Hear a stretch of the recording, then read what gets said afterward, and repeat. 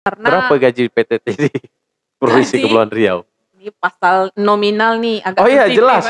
Karena kita akan bicara tentang kenapa seseorang meninggalkan PTT sementara orang lain mengejarnya. Gitu. Niatkanlah yang baik, yang baik dan yang benar. Yang baik dan yang benar. Betul. Jangan. Kalau tadi baik juga, cari untung tuh baik. Cuma belum tentu benar. Allah uji.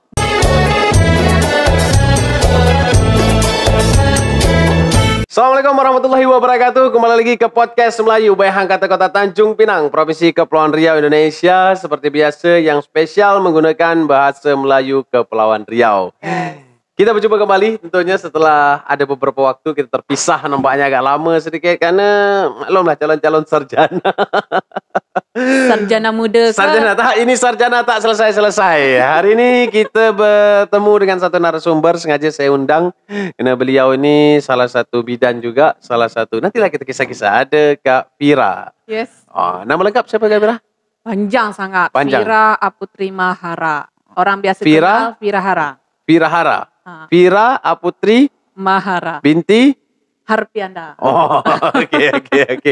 Oke, tentu kenapa saya undang beliau ke podcast Melayu saya ini setelah kita terpisah lebih kurang 1 bulan karena memang bukan something wrong, ini something yang nak dikerjakan lah, jelas. Oke, Kak Fira ini sekarang dia sudah menggeluti dunia bisnis bukan dunia syiar. Dunia syiar. Jadi beliau merupakan salah satu bidan dulunya. Sekarang masih bidan tak? Masih. Oh masih, oke. Itu profesi yang tidak bisa dicabut. Betul, tak bisa dicabut. Tidak bisa dicabut. Sekaligus dia tidak bisa membantu orang melahirkan. Insya Allah masih bisa. Masih bisa. Kalau bantu melahirkan diri sendiri masih bisa? Tak bisa. Oh, tak bisa.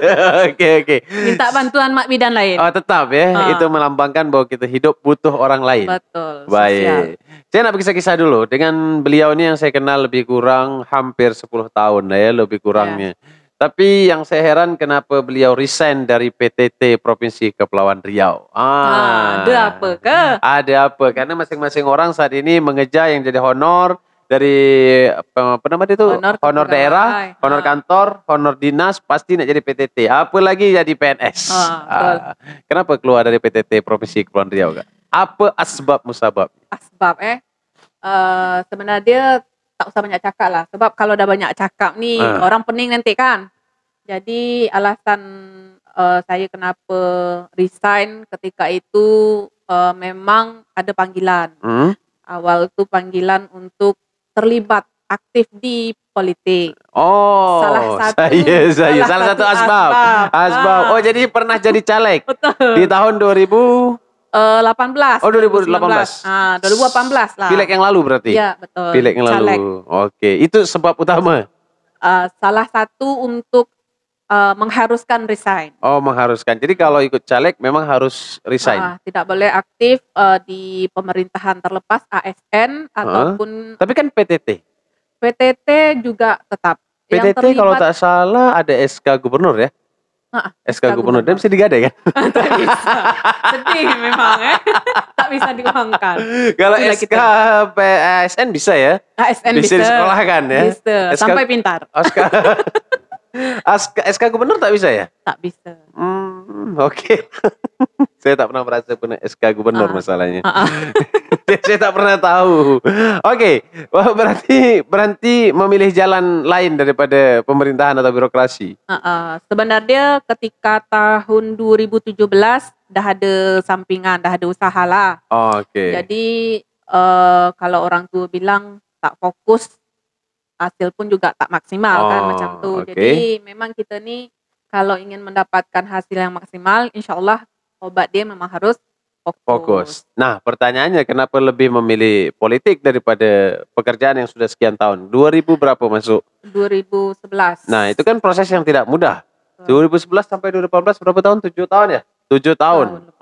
Itu kan lumayan panjang ya. Atau bahkan punya peluang untuk tembus ke ASN kan. Berapa umur sekarang? 35. Masih pas di injury time.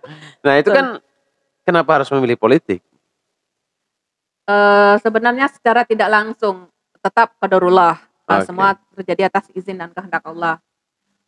niat semula tidak ada, cuman karena memang ada beberapa pinangan, kemudian permintaan secara langsung dari pasien ataupun Oke. masyarakat atau warga yang pernah dulu saya lakukan pembinaan.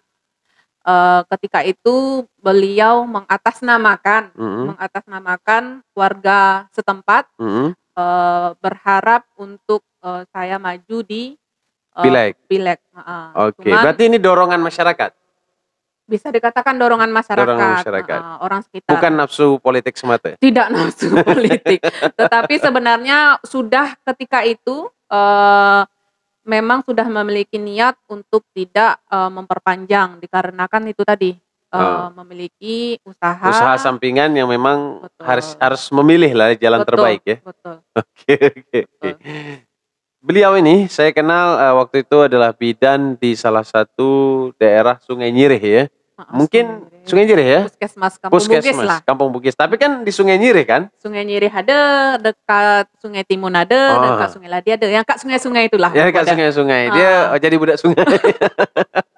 Yang mungkin kita banyak tak tahu bahwa Sungai Nyirih ini tidak bisa ditempuh lewat darat dalam waktu cepat ya. Dia bisa tapi harus mutar ke daerah Kabupaten Bintan ya. Betul. Kita harus masuk dulu ke Jalan Tembeling, setelah itu belok kiri baru tembus ke Sungai Nyirih. Itulah tuh dia. Itu dia. Dan itu masuk dalam Kota Tanjung Pinang, tidak masuk dalam Kabupaten Bintan. Agak-agak ini perlu dipikirkan untuk pemerintah Kota Tanjung Pinang ya.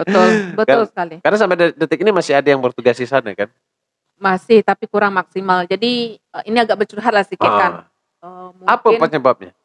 Tidak maksimal. Karena akses tadi tuh. Akses ke sana agak jauh. Kalau kita pakai pompong, tak ada pompong yang khusus untuk sana, kecuali masyarakat punya. Atau kita numpanglah dengan pompong anak sekolah. Nah, anak sekolah pun juga terbatas time dia kan, waktu dia tak bisa hari-hari. Nah, kalau untuk ke depan ini mungkin insya Allah semua dengar, khusus untuk pemerintahan Kota Tanjung Pinang, potensi Sungai Nyirih sangat luar biasa. Apa potensinya? Di sana ada cagar budaya juga ada. Oh di ya? sana ada. Kebetulan saya belum pernah sampai. Ini pelanggaran nih, harus kita bawa. Saya sudah sampai ke Bloreng di daerah Kabupaten Bintan, itu melewati Sungai Nyirih, tapi saya tak belok kiri. Saya sudah sampai ke Manso, saya sudah sampai ke Tembeling, tapi saya tak sampai ke Sungai Nyirih. Banyak cerita nanti di podcast selanjutnya. Di situ masyarakatnya unik. Kenapa unik? Karena mungkin daerah, kalau saya cakap nih agak daerah, termasuk daerah terpencil lah soal. Kenapa? Tapi kan masih di dalam Kota Tanjung Pinang. Betul. Kalau untuk kecamatan termasuk wilayah Kota Tanjung Pinang. Oke. Kecamatan Tanjung Pinang Kota. Kecamatan Tanjung Pinang Kota, Kelurahan Kampung Bugis. Kelurahan Kampung Bugis. Oke. Mungkin untuk PR kita bersama, khususnya untuk pemerintah, akses.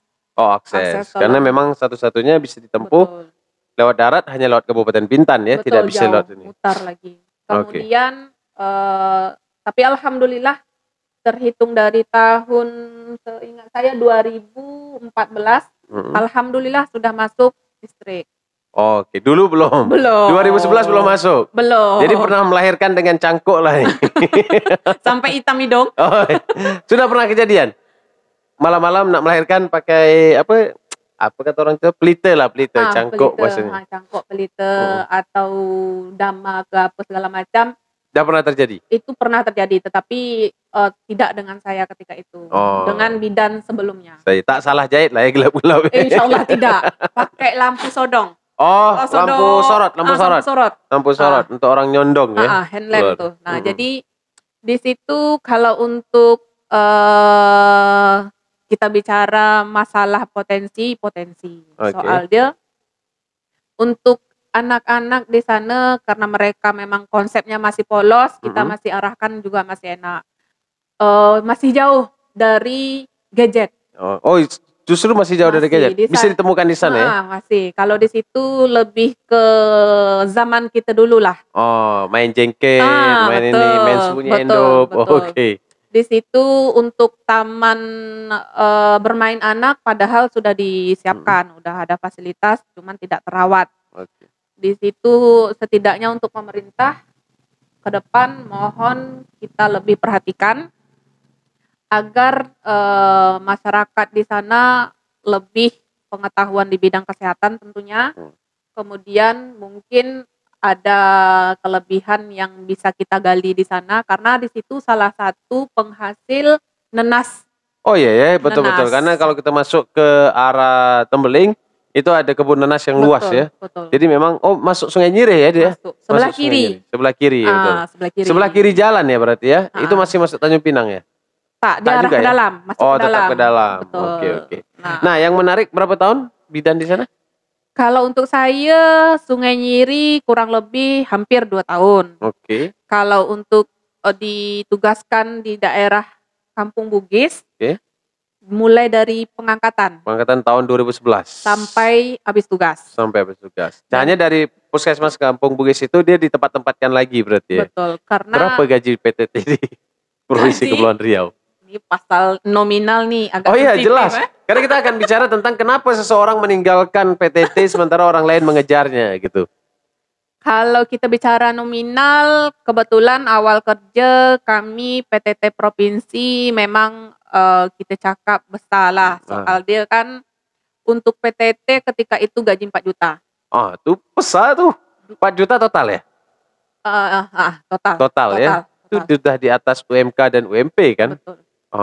Gaji pokok kalau tak salah saya di 2,5 ya? Iya. Sekitar 24, 2,5. Siapa yang nak kasih 4 juta kenapa ditinggalkan?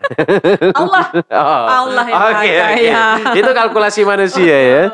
Oke. Nah, sekarang tentu menjadi suatu yang saya rasa berat bagi orang lain untuk meninggalkan hal itu ketika itu dikejar-kejar kan. Sementara ada orang, bahkan ASN sekalipun ada yang meninggalkan itu. Betul. Itu. Tapi yang lebih menarik sekarang beliau tidak lagi masih dunia politik tetap. Tapi kurang tidak sebagai simpatisan. Karena semua orang memang harus peduli terhadap politik. Betul. Itu tidak boleh anti terhadap politik. Nah, kenapa lagi saya undang beliau? Karena beliau sekarang lagi semangatnya syiar Baitullah. Ini dia. Kenapa sampai ke arah sana?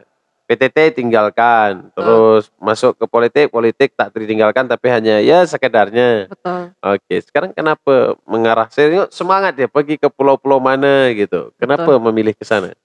About business? Awal bisnis. Oke. Niat awal. Awal bisnis. Betul. Manusiawi ya? Manusiawi. Niat awal bisnis. Soalnya saya kalkulasikan dapat sekian. Tapi nyatanya saya malah keluar banyak. Oh gitu?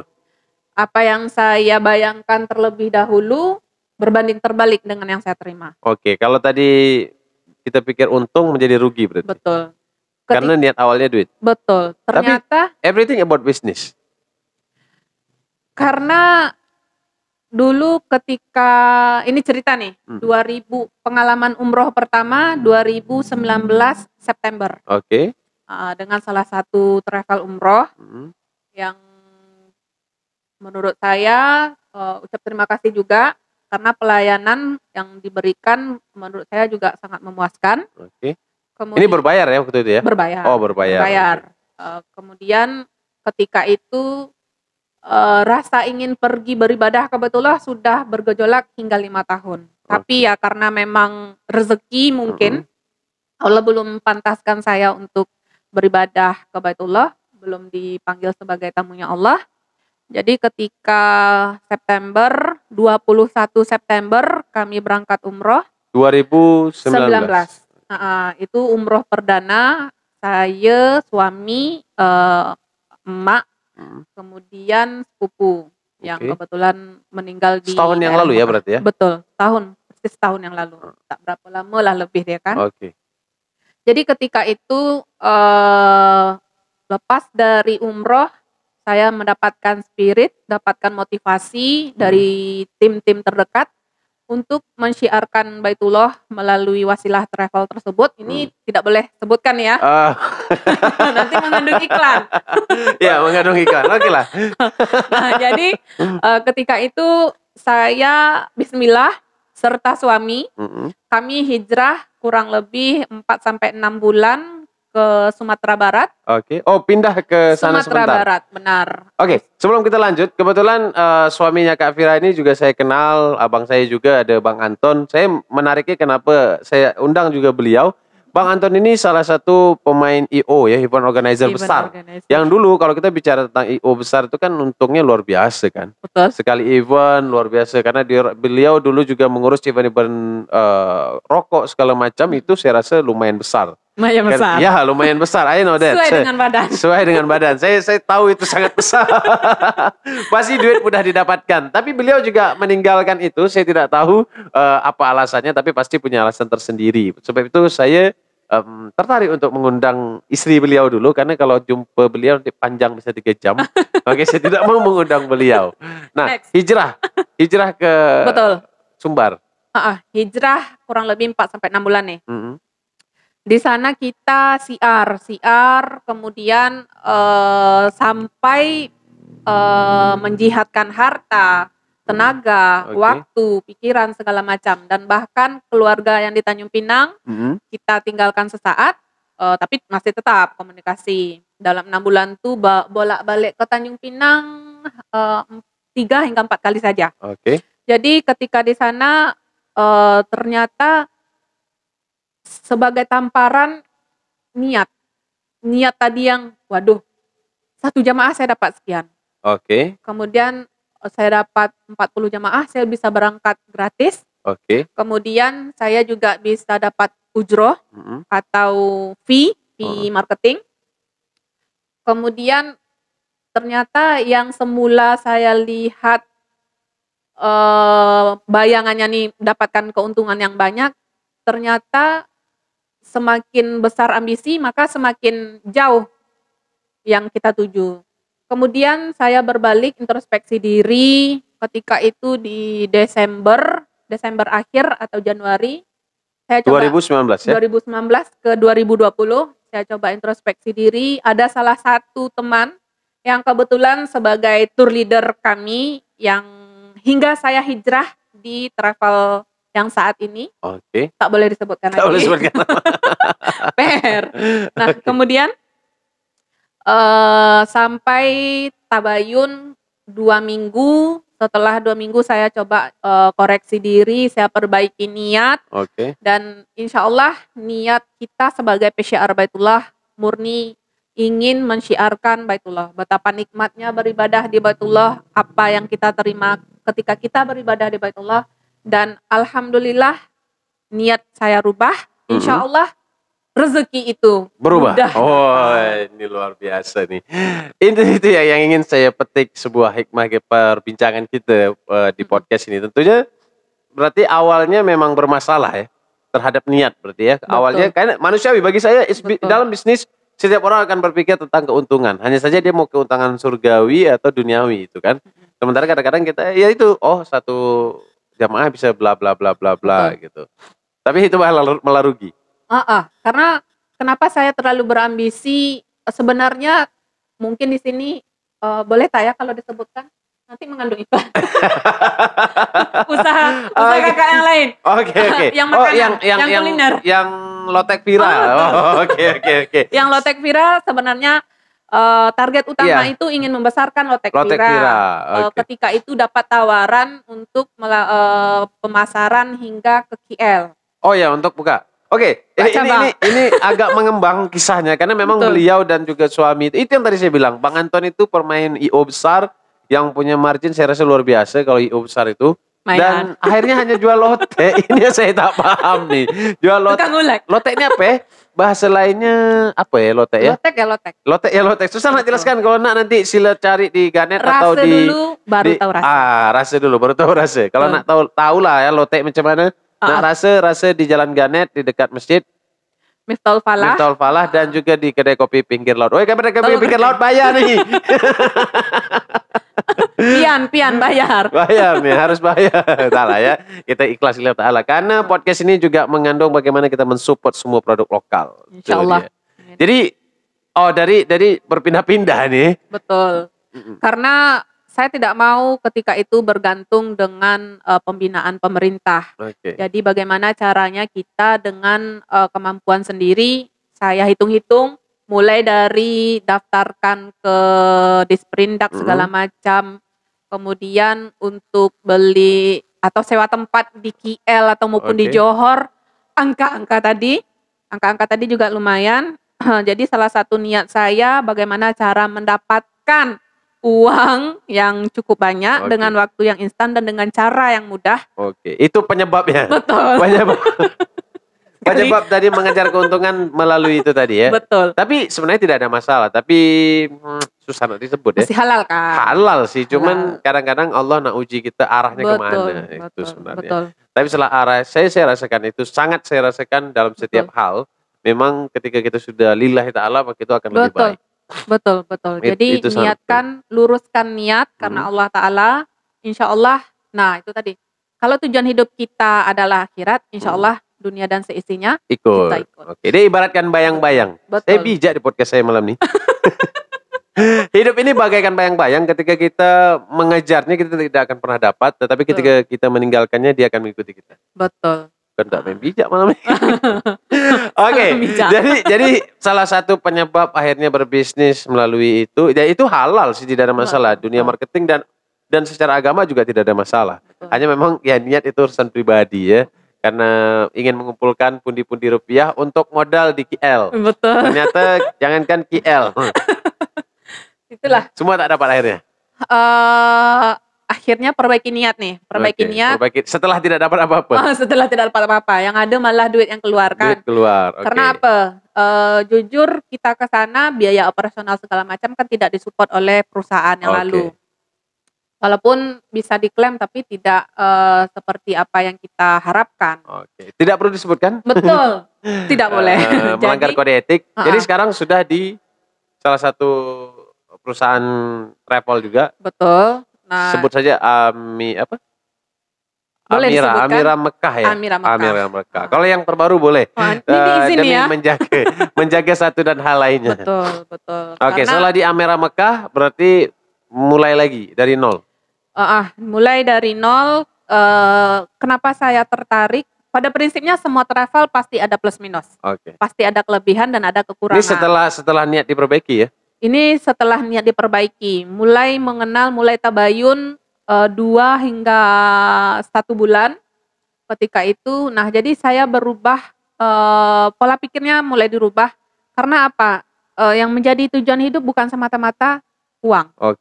Tapi dengan kita terjun, menjihadkan waktu, menjihadkan tenaga, bahkan menjihadkan harta untuk mensyiarkan Baitullah, itu sudah satu amalan ibadah untuk kita ke depan, insya Allah. Jadi ketika saya bergabung dengan travel yang sekarang, yang boleh disebutkan namanya. Boleh. Amira sekarang Mekah. boleh, sangat boleh. Amira Mekah. Berkah. Tinggal saya kirim invoice saja kan, editor kan. Oke, saya tak kirim invoice lah. Saya hanya mungkin dapat apa? Nanti kita tembuskan ke owner. Giveaway ya, giveaway. Lillahi ta'ala ya, ikhlas halal. Halal dan thayyiban.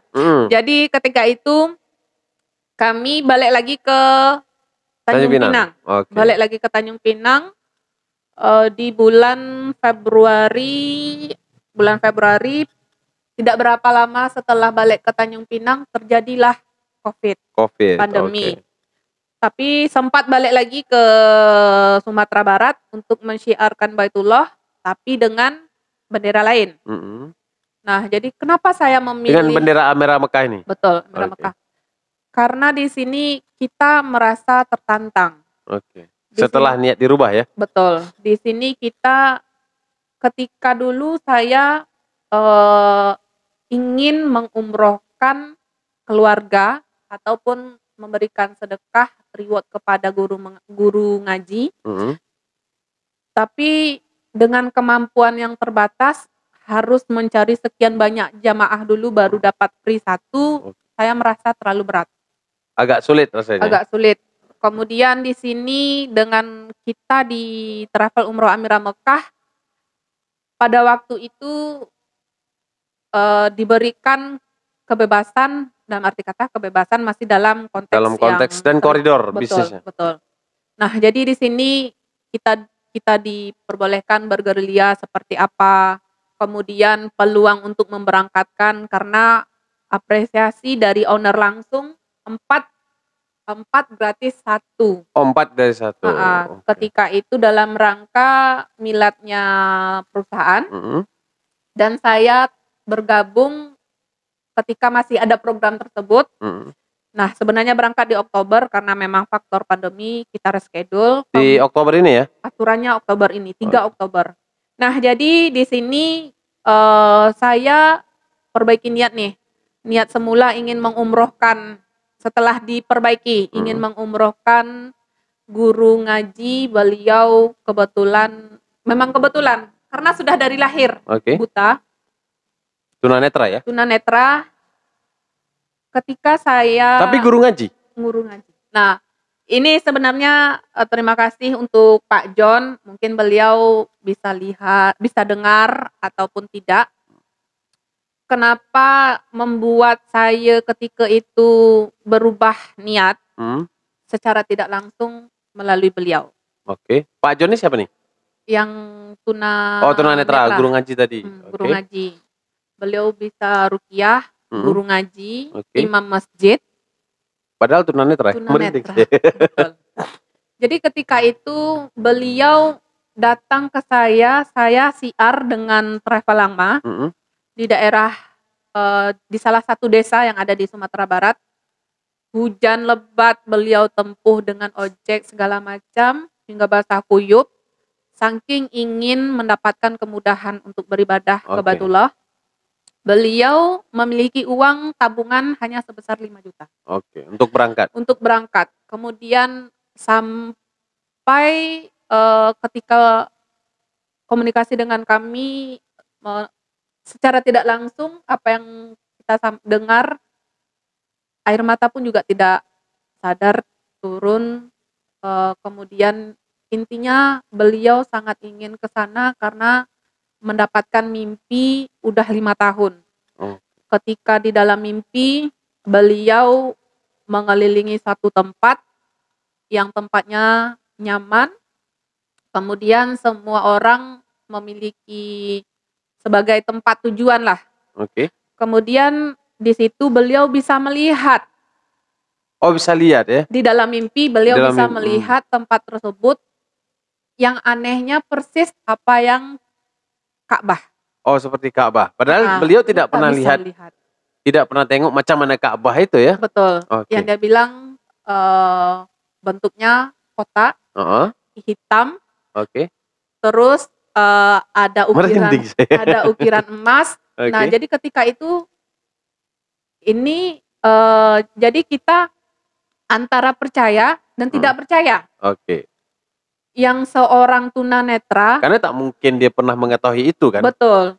Entah itu pembicaraan dari orang lain, tapi saya rasa tidak, karena beliau berbicara itu betul-betul dari hati, dari dalam. Jadi saya ketika itu minta doa dengan beliau, Pak doakan saya, karena kalau untuk di 5 juta kita bawa Bapak umroh dengan pembiayaan syariah, saya sudah coba bantu, tetapi hasilnya nihil karena sesuai dengan prosedur, dan ini sekarang menjadi perdebatan akhir-akhir ini tentang pembiayaan syariah untuk umroh ya. Tapi kita tidak bahas itu karena takut menyanggol kiri dan kanan. Nah, jadi ini pengaruh ke penghasilan beliau tidak tetap. Karena siapa yang bayar nih gitu? Betul. Guru ngaji kan tidak ada penghasilan tetap. Kemudian beliau juga bisa ngurut, tetapi kan tidak ada penghasilan tetap.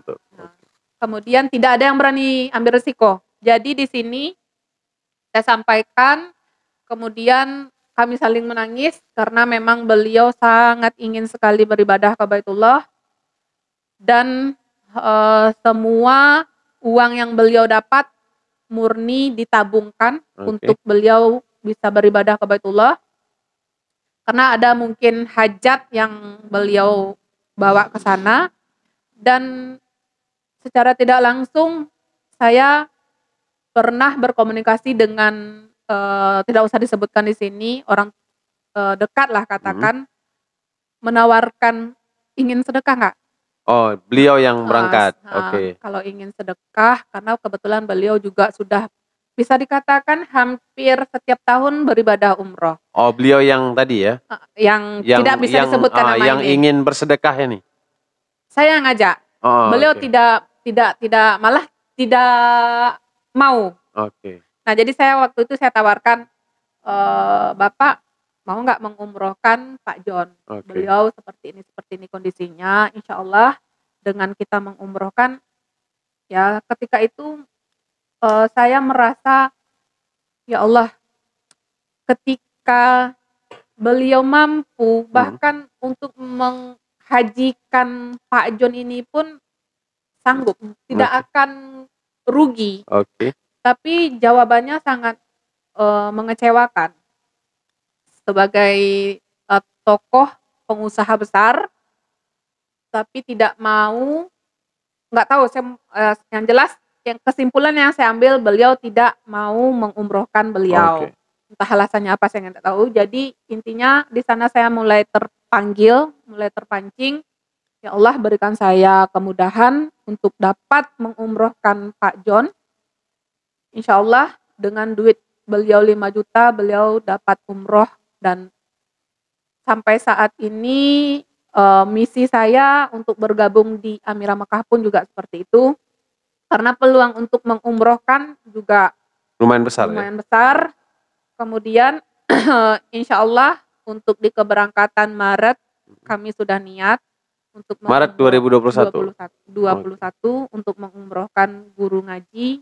Karena untuk di Januari kita prioritas mengumrohkan anak yatim yang hafiz Quran Oke, yang 30. kemarin dicari ya.